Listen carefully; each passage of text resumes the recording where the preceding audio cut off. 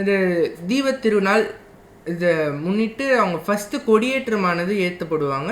வர திங்கட்கிழமை 24 நவம்பர் 2025 அன்னைக்கு கொடியேற்றமானது நடத்த இருக்கிறது. அந்த கொடியேற்றத்தன்னைக்கு மாலை போடுறவங்க எல்லாரும் மாலையும் போடுவாங்க. ப்ளஸ்ஸு அன்றைக்கி தான் அந்த 10 நாள், அதிலிருந்து 10வது நாள் தீபமானது மகாதீபம் ஏற்றப்படும். வாங்க பார்க்கலாம்.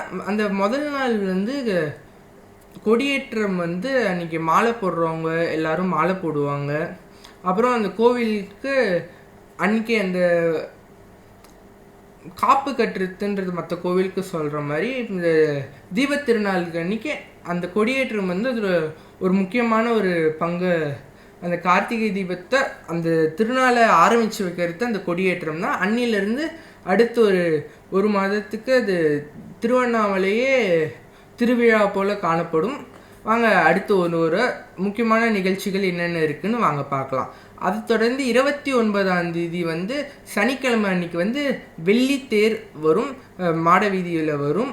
அப்புறம் 30ஆம் தேதி ஞாயிற்றுக்கிழமை அதை தொடர்ந்து பெரிய தேர் மகாரதம் அது வந்து மாட வீதியை சுற்றி வரும்.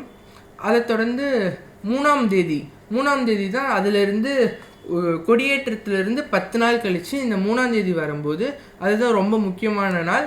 அன்றைக்கி காலையில் 4 மணிக்கு பரணி தீபமானது ஏற்றப்படும். அந்த பரணி தீபத்தை தொடர்ந்து அன்னைக்கு சாயங்காலம் 6 மணிக்கு மகாதீபம் ஏற்றப்படும்.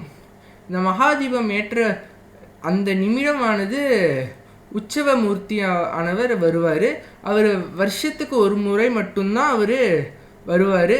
வெளில சாமியை எடுத்துகிட்டு வருவாங்க. அந்த மகாதீபத்தை பார்க்கறது ஒரு கோடிகளில் சில புண்ணியம் செய்தவர்களுக்கு மட்டுமே இந்த மகாதீபத்தை நேரில் பார்க்க முடியுன்றாங்க. எல்லோரும் அவங்களோட ஃபேமிலியோடு வந்து இந்த தீபத்தை பாருங்கள். வர முடியாதவங்க டிவியில் பாருங்கள். இந்த தீபம் வந்து திருவண்ணாமலை மற்றும் எல்லா சிவபக்தர்களுக்கும் ஒரு சிறப்பான நாள்.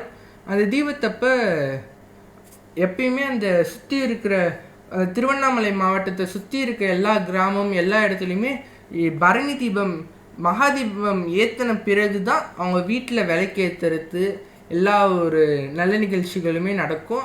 அந்த மகாதீபம் வந்து திருவண்ணாமலை மாவட்டத்தில் ஒரு முக்கியமான ஒரு அங்கமாக பயன்படுது.